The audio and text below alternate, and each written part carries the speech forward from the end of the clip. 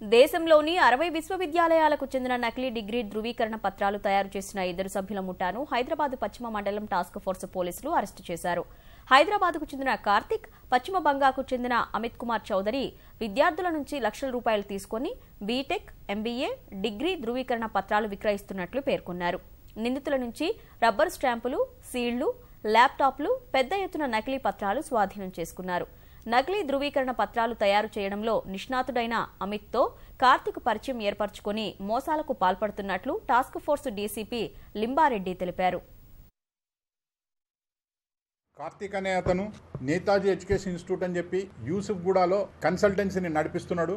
Distance education universities అట్లాగే ఈ regular universities నుంచి కూడా ఒక్కొక్కరి దగ్గర నుంచి 1 లక్ష రూపాయల వరకు కూడా తీసుకొని ఫస్ట్ గ్రేడా, ఆ గ్రేడ్లో ఎంత పర్సెంటేజు, ఇవన్నీ మొదలే ఆ స్టూడెంట్ దగ్గర నుంచి ఎవరికైతే రిక్వైర్మెంట్ ఉందో అతని దగ్గర తీసుకొని ఇండోర్లో ఉన్న ఈ అమిత్ కుమార్ చౌదరికి ఈ డీటెయిల్స్ మొత్తము పంపించడం జరుగుతుంది. ఈ యొక్క ఎడ్యుకేషనల్ సర్టిఫికేట్ తయారు చేసి అతనే ఈ హైదరాబాద్కు వచ్చి ఈ యొక్క సర్టిఫికేట్స్ బండల్స్ని ఈ కార్తిక్ డెలివర్ చేయడం జరుగుతుంది.